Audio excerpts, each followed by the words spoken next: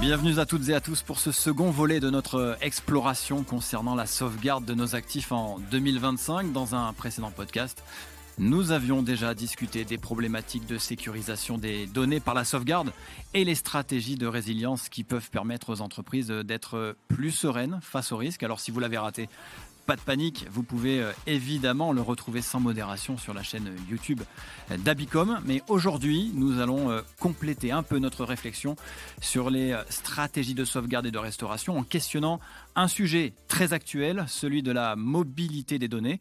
Alors que l'actualité nous donne matière à réfléchir sur notre maîtrise des coûts face à la complexité grandissante de nos environnements IT hétérogènes, les questions de stratégie de sauvegarde se bousculent. Par exemple, comment garantir la continuité de mon activité, la récupération de mes données dans un contexte technologique aussi volubile.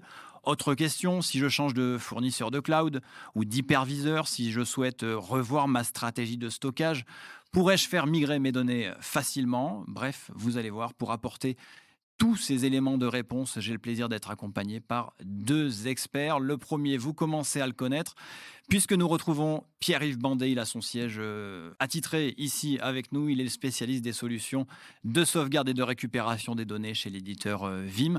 Bonjour Pierre-Yves Bandet. Bonjour. Aujourd'hui, vous allez être accompagné pour représenter Abicom, une entreprise de services du numérique qui appartient au groupe OCI. Bienvenue, c'est Julien Vignal. Il est consultant spécialiste des stratégies de sauvegarde en contexte hybride et multicloud. Ça fait un sacré CV, Julien. Bonjour à vous. Bonjour. Bon, je vais commencer directement avec vous pour la première question. On l'a vu précédemment, la sauvegarde, elle est plus que jamais indispensable pour la résilience de nos organisations professionnelles. Mais si on doit aller encore un peu plus loin, est-ce que vous pouvez nous dire en quoi la mobilité de la donnée, elle peut affecter les stratégies de sauvegarde plus classiques? Déjà, c'est important de mettre en avant que la quantité de données est croissante de plus en plus de nos jours. On a de plus en plus de flux vidéo. En termes de données, on a du PDF, on a de la base de données. Tout ça, c'est grandissant dans un environnement qui est de plus en plus numérique. C'est vraiment, ça explose ces dernières années. La mobilité de la donnée, elle est due à la répartition aussi géographique des données. On a du cloud, on a du multi-cloud. On a même au sein d'une seule et même entreprise, on peut avoir plusieurs entreprises, plusieurs lieux où la donnée est stockée. On va avoir ce qu'on appelle du on-premise, donc c'est des serveurs en interne. On peut avoir donc du cloud privé, du cloud public, de l'hébergement, etc., de l'Azure. Tout ça fait que la stratégie de sauvegarde de la donnée, elle a évolué.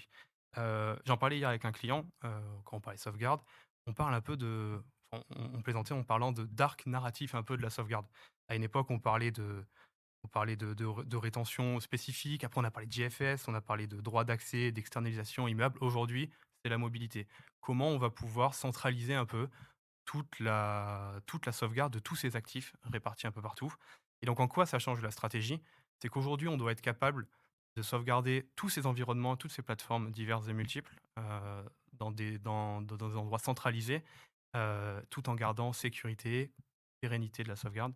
Donc, c'est ça un peu la stratégie qui va être différente, c'est comment assurer tout ça dans des plateformes. Mais alors, il y a une complexité parce qu'on a une ribambelle d'environnements, vous l'avez dit. Mais alors, comment on arrive justement à gérer tous les risques potentiels générés par tous ces environnements qui sont basés ici et là? On a la possibilité de centraliser, on a la possibilité d'avoir des technologies qui rebondissent justement entre ces différentes plateformes, ces différents environnements, faire matcher le cloud avec l'on-premise, ce genre de choses. Pierre-Yves Bandet de chez Vim, on a presque une situation un peu paradoxale. Quand on dit rechercher de la stabilité, ça pour le coup on le comprend, pas de souci, mais tout en permettant la mobilité des données. Est-ce que c'est pas un peu antinomique ces deux notions? Bah, oui, la seule chose qui ne change pas, c'est le changement, hein. Donc aujourd'hui, nos clients, comme disait Julien, ils font face à de plus en plus de problématiques. Ils ont bien sûr l'historique présent dans leur data center. Ils ont, pendant quelques années, ils ont eu du cloud. De plus en plus, et maintenant, ils ont des services applicatifs de type software as a service, qui génèrent encore des nouvelles typologies de données. Donc, il faut quand même avoir, quand on est garant de la protection de l'ensemble de ces données, il faut quand même avoir un moyen, une vision globale pour gérer tout ça. Donc ça tombe bien, nous historiquement, on a traversé un petit peu toutes ces époques-là. Donc au fil du temps, on a ajouté de nouvelles fonctionnalités en fait dans nos gammes de produits. Alors cette fonctionnalité historiquement qui répondait à une problématique purement opérationnelle de nos clients, elle a un petit peu changé de couleur ces derniers mois, ces dernières années, parce qu'il y a eu des bouleversements dans les politiques commerciales des grands acteurs de ce marché-là.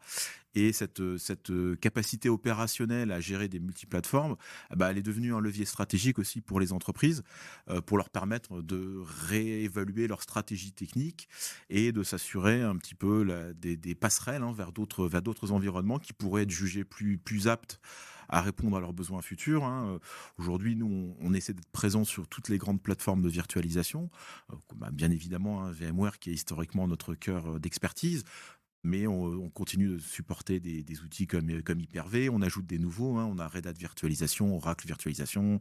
Le petit dernier, c'est Proxmox, hein. C'est un hyperviseur open source qui rencontre beaucoup de succès auprès d'un grand nombre de nos clients. Donc voilà, notre objectif, hein, c'est d'être un petit peu une passerelle entre ces environnements-là, puisque quand, dans les environnements Vim, quand vous faites une sauvegarde d'une machine virtuelle dans un environnement A, vous pouvez le restaurer de manière transparente dans un environnement B. Vous pouvez avoir une machine VMware locale que vous allez restaurer dans AWS ou dans Azure, ou vice-versa. Vous allez peut-être récupérer une base de données qui est dans Azure, vous allez vouloir la ramener au sein du data center. Et ça va être possible de manière très simple à travers de nos produits. Voilà, donc aujourd'hui, ces éléments-là, c'est vraiment au cœur de notre stratégie, hein. Nous, on appelle ça data portability. On est un éditeur américain, mais ça reste un message qui est très constant dans le temps pour nous. Et c'est à travers les différents hyperviseurs, les différents environnements, les différentes méthodes de stockage, local ou dans le cloud. Aujourd'hui, on offre aussi nos propres fonctionnalités, notre propre fonction de stockage. Donc voilà, on essaie d'être vraiment présent partout où les clients ont besoin de nous. Pierre-Yves, à vous écouter, sans doute que quelques-uns d'entre nous auront peut-être fait un lien, plus ou moins direct avec une actualité, plutôt forte, hein. Vous en avez parlé, tout à l'heure, c'est celle qui touche l'éditeur de virtualisation, VMware. Julien Vignal, est-ce que vous pouvez à ce sujet d'ailleurs nous éclairer, un peu sur le contexte, particulier qui est lié à ce paysage de la virtualisation, qu'on est en train de traverser, plein fer tout de suite là, hein? C'est vrai que le rachat par, Broadcom, de VMware a fait énormément de bruit, a provoqué énormément d'inquiétudes chez nos clients. Aujourd'hui, on a, littéralement des clients qui viennent nous voir avec des Excel, qui comparent les différents prix. En termes de prix, ça a vraiment fait peur à nos clients, autant qu'à nous, hein. Nous aussi, on a été un petit peu pris au dépourvu, et du coup, il est nécessaire aujourd'hui d'être, force de proposition sur les diverses technologies, qui peuvent remplacer VMware, tout en étant, adéquat avec un système de sauvegarde qui est fonctionnel. Le multiplateforme, dont Pierre-Yves parlait tout à l'heure, ça c'est quelque chose qui est vraiment important parce qu'aujourd'hui, si on change, de le fonctionnement, de virtualisation de nos clients, on doit être capable de leur fournir un système de sauvegarde qui soit 100 fonctionnel et 100 compatible avec, leur, workload, leur processus métier et être capable de toujours répondre au fameux multi-cloud, à la fameuse mobilité de la donnée. Pour l'anecdote, et je me permets de citer Vim, le fait qu'il soit multiplateforme est tellement un avantage dans la sauvegarde que nous, on l'utilise même pour de la migration d'infrastructure. C'est-à-dire que quand on va installer une nouvelle infrastructure chez un client, on va se permettre d'utiliser Vim, convertir, les serveurs et les données d'un environnement à l'autre.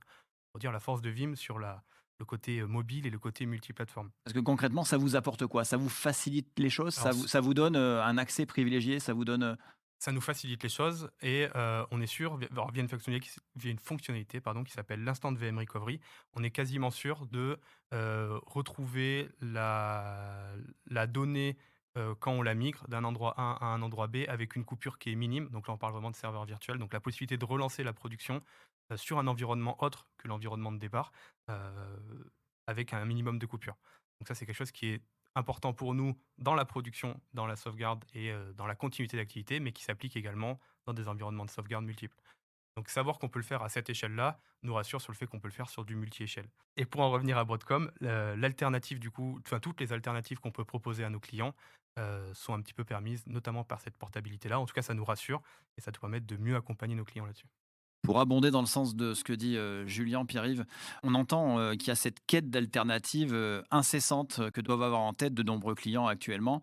J'ai une question un peu plus précise, c'est que est-ce qu'on doit résumer aujourd'hui la stratégie, par exemple Data Freedom, à la volonté justement de Vim d'accompagner les entreprises dans leur migration de VMware vers un autre hyperviseur? Est-ce qu'on est vraiment pile dans cette lignée-là tout de suite? Alors, pas vraiment, c'est une possibilité, oui, bien sûr, mais aujourd'hui, il faut quand même bien avoir en tête le fait de migrer d'écosystème et de quitter l'écosystème VMware pour des raisons qui peuvent être parfaitement justifiées, sur le plan financier ou sur le plan stratégique. C'est une réflexion qui demande du temps. Il faut pas, je dirais, se tromper dans l'urgence, en fait, de ça.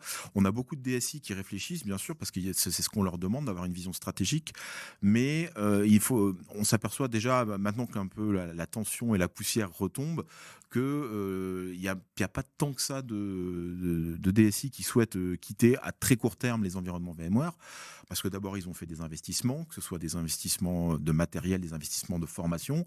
Il y a le fait que ça reste aujourd'hui des produits de très grande qualité, qui ont une couverture fonctionnelle aujourd'hui sur le marché de la virtualisation qui n'est pas encore égalée par les concurrents. On va y venir, c'est sûr, parce qu'aujourd'hui cette évolution, elle a un petit peu relancé la compétition dans le marché de l'hyperviseur, qui était un petit peu dominé jusqu'à présent pour VMware. Donc aujourd'hui, les concurrents voient une opportunité de reprendre pied un petit peu sur ce marché-là. C'est bon signe ça, que d'amener un peu de concurrence, d'amener un peu de diversité? Moi, j'aurais tendance à dire que oui. Je pense que les situations de monopole, elles ne sont bonnes que pour le monopoleur, en fait. Et aujourd'hui, ça permet quand même de relancer un petit peu l'innovation et d'avoir aussi un contre-pouvoir, hein, très basiquement. Et si je peux me permettre de compléter, moi aussi je suis assez d'accord sur ce principe de concurrence. Nous, ça nous propose d'être plus diversifiés à nos clients dans la réponse qu'on peut leur faire sur du renouvellement d'infra.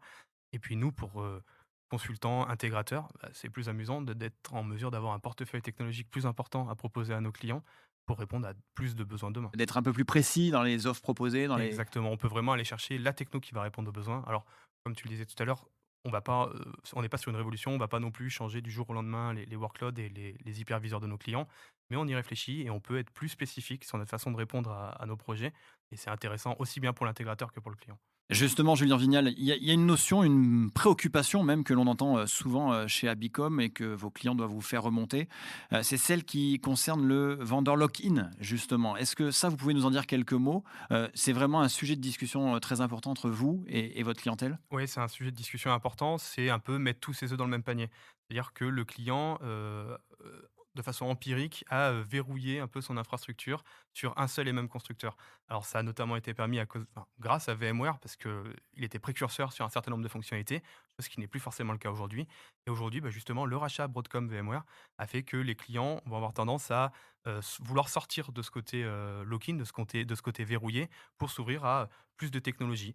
Ça rejoint encore une fois la mobilité des données. Comment nous, aujourd'hui, si on met un environnement multiple, pluritechnologique, comment on va garantir à nos clients la mobilité et la fiabilité de sa sauvegarde?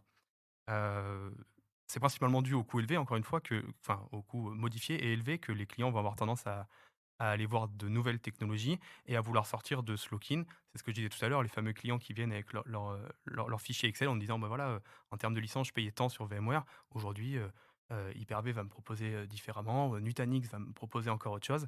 Heu, comment on peut sortir de ce verrouillage en garantissant une fiabilité et une pérennité de la sauvegarde? C'est vraiment les maîtres mots pour moi, pérennité de la sauvegarde, fiabilité, conserver une continuité d'activité en cas de souci, peu importe la technologie qu'on va mettre en place. Parce que Pierre-Yves, la chose du départ, c'est qu'on se dit quand c'est verrouillé, que tout est au même endroit, ça paraît plus simple, plus rassurant. Et en fait, on se rend compte que non.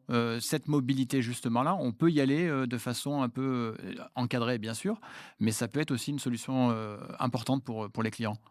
Oui, parce qu'en fait, le vendeur lock-in, ce fameux verrouillage, il vient de quelque part, en fait. Il y a aussi le fait que, dans la stratégie, le vendeur va d'abord, fournir un maximum de fonctionnalités et au fil des versions, rendre de plus en plus ces fonctionnalités de plus en plus indispensables, afin de conserver un avantage concurrentiel. La charge du client, c'est de faire le tri un petit peu dans ce qui va être vraiment vital pour son business et ce dont il pourrait se passer et de voir à quel compromis il va devoir faire en changeant de solution.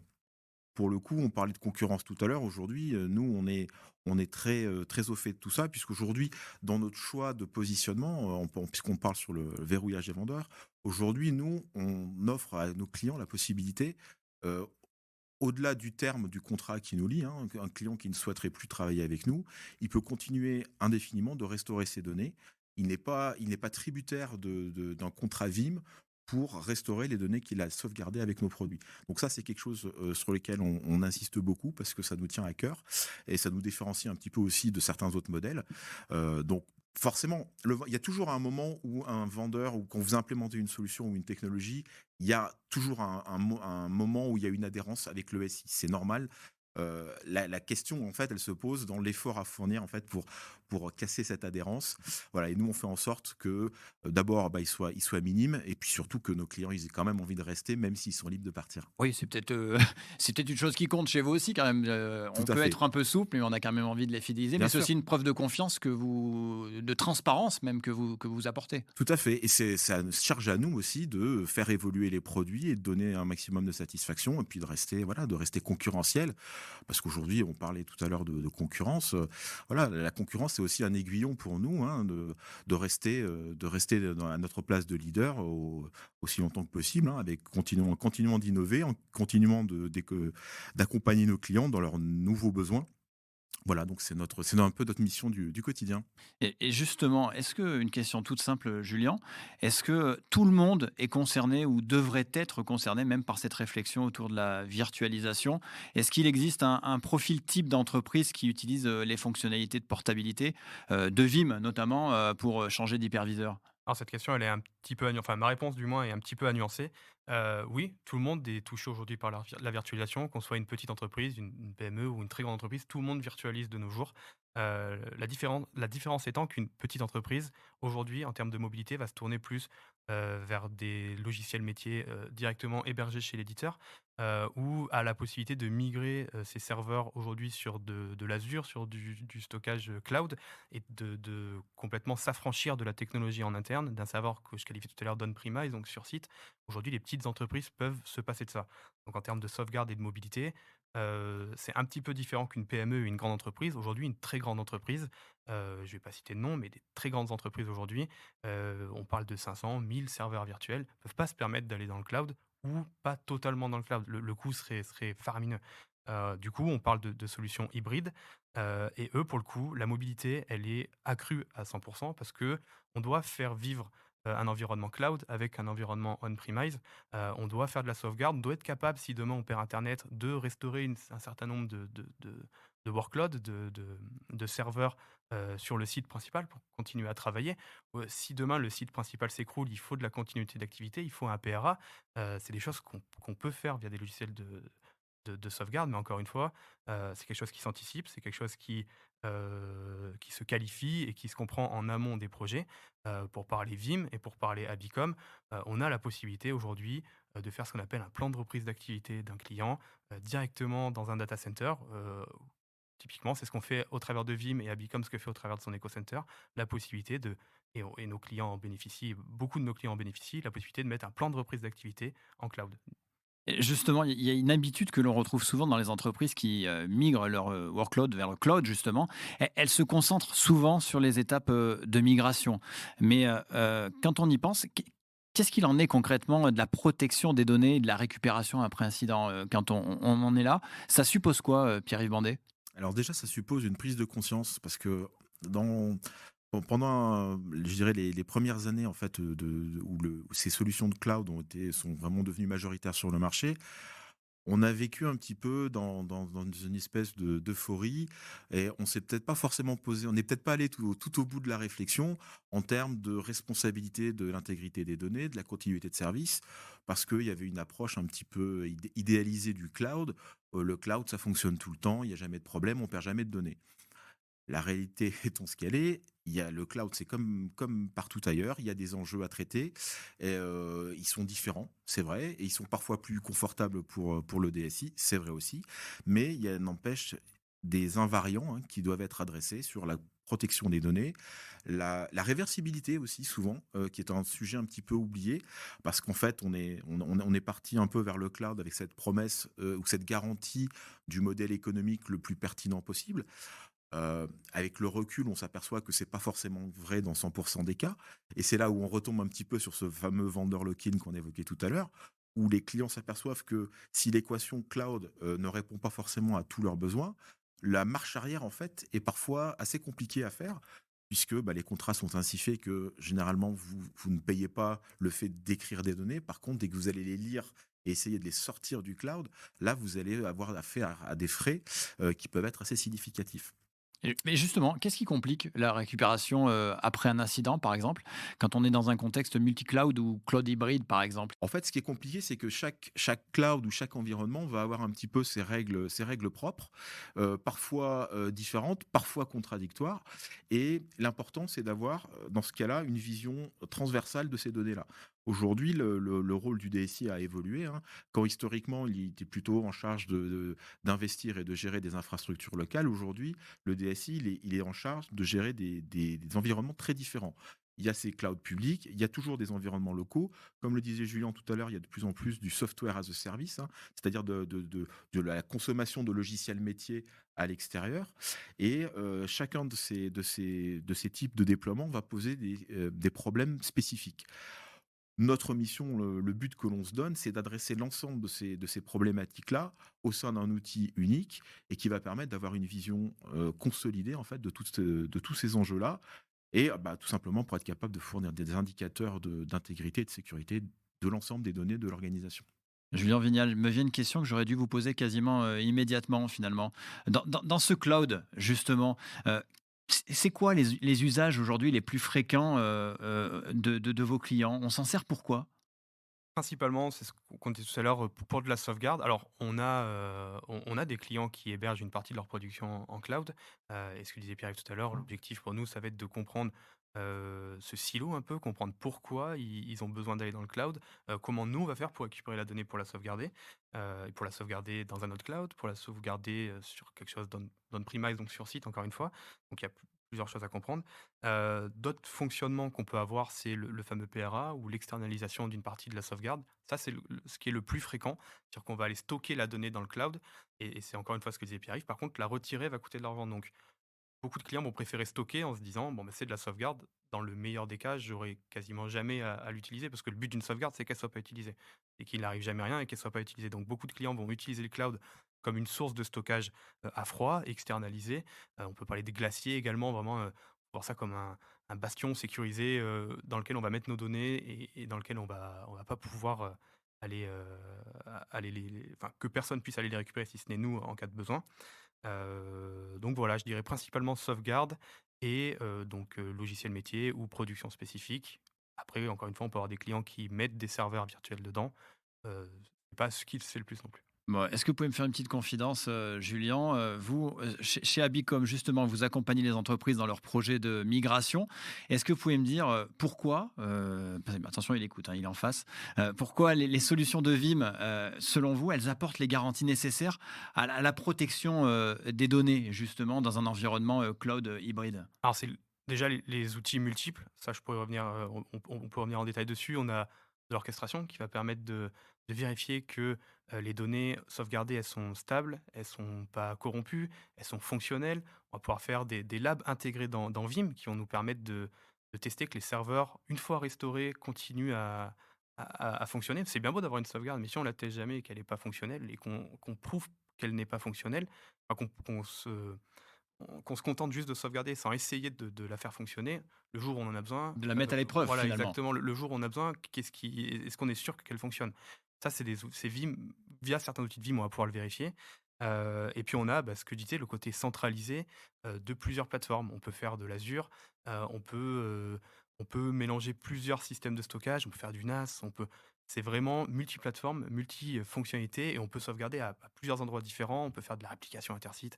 Bah, c'est vraiment vaste, et nous, c'est pour ça qu'on utilise Vim aujourd'hui, parce que, de par l'envergure de Vim, nos clients sont rassurés, ne serait-ce qu'en citant le nom de Vim, premièrement, et ensuite, c'est la garantie d'une pluritechnologie, d'une plurifonctionnalité et de la possibilité de centraliser un peu tous les besoins, tous les workloads de nos clients à un seul et même endroit et via un groupe d'outils qui est éprouvé maintenant et qui est fonctionnel.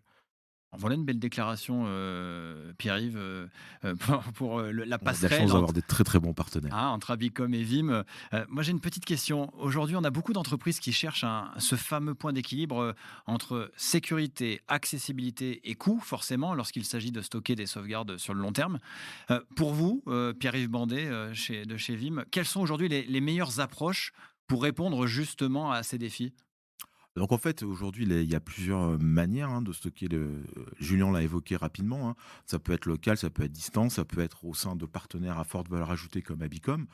On a aussi, depuis l'année dernière, on a pour certains de nos clients qui n'ont pas de partenaire de proximité, on met aussi aujourd'hui en place une offre qui est opérée par nous, qui s'appelle Vault, qui est en fait un repository de sauvegarde sécurisée, immuable, pour les clients qui n'ont pas le savoir-faire ou qui n'ont pas la capacité de faire appel à des partenaires de proximité, afin de mettre en œuvre cette fameuse notion d'immuabilité, c'est-à-dire que la capacité de rendre les sauvegardes immuables sur le temps de leur existence, l'impossibilité pour un tiers de modifier ou d'effacer ces sauvegardes, qui est aujourd'hui une préoccupation majeure. C'est, je dirais, le premier critère que quand je fais des évaluations auprès de mes clients, je leur demande s'ils ont cette fonction d'immuabilité, parce qu'aujourd'hui, dans un contexte où l'attaque de ransomware est quasiment garantie dans les mois ou les années qui viennent, c'est souvent un obstacle majeur pour le pirate et un levier de redémarrage très très important pour l'entreprise. Bon, j'ai l'impression qu'on pourrait parler de cette thématique pendant des heures, mais on arrive au terme de notre podcast. Et alors, si vous avez l'habitude de nous écouter, on termine toujours un peu de la même façon par un petit exercice. Pierre-Yves Julien, je vais vous demander si vous deviez résumer en une seule idée clé ce que les entreprises doivent retenir pour garantir une protection efficace et durable de leurs données. Vous leur diriez quoi? Première réponse, allez, je dirais Julien. Je dirais, n'ayez pas peur de voir la sauvegarde comme un levier important dans la continuité d'activité et même obligatoire de nos jours. Heu, Aujourd'hui, la mobilité des sauvegardes, et la liberté des données permettent une gestion centralisée, sécurisée et accessible partout. Donc voyez vraiment ça comme un levier stratégique, qui va assurer la pérennité de votre entreprise sur le long terme. Les attaques vont être multiples, c'est ce que tu disais tout à l'heure, Pierre-Yves. Donc voilà, voyez vraiment ça comme un levier stratégique. C'est un must have, vraiment le nerf de la guerre, c'est la sauvegarde aujourd'hui. On ne peut pas se permettre de s'en passer. Incontournable, Pierre-Yves Bandet, vous êtes d'accord? Tout à fait d'accord, oui. Aujourd'hui, ce qui on le mentionne souvent, mais il y a cette fameuse règle des 3-2-1, des 3 copies des données. J'aurais tendance à dire, pour en exagérant un tout petit peu, on n'a jamais trop de copies des données, en fait. Et aujourd'hui, on n'a jamais eu autant de possibilités de stocker ces sauvegardes, que ce soit localement chez un partenaire comme Abicom ou dans le cloud. Et il ne faut pas hésiter à mettre en œuvre l'ensemble de ces solutions-là, éventuellement de les comparer, voire de les challenger pour avoir celle qui va correspondre le mieux aux besoins. Je dirais aujourd'hui, il y a vraiment, bien, même si l'environnement est de plus en plus difficile en termes de sécurité, on a heureusement de plus en plus de moyens, de leviers qui sont de plus en plus abordables pour faire face à ces enjeux de sécurité. La seule chose qu'on ne peut pas se permettre, c'est de ne pas se poser la question.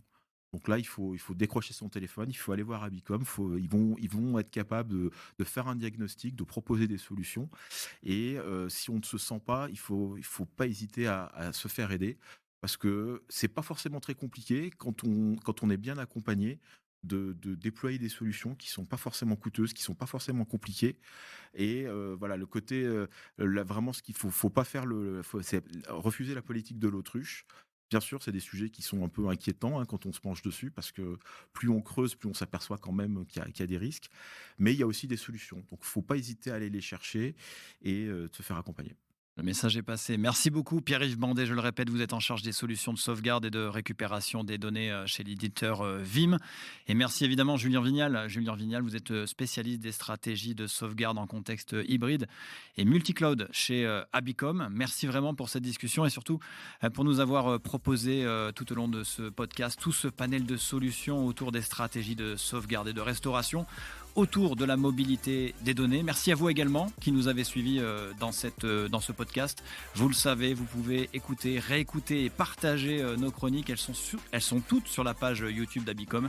On se retrouve bientôt et comme l'a dit Pierre-Yves tout à l'heure, n'oubliez pas, avec Abicom et Vim, vous ne serez jamais seul pour sécuriser votre système informatique. À très bientôt.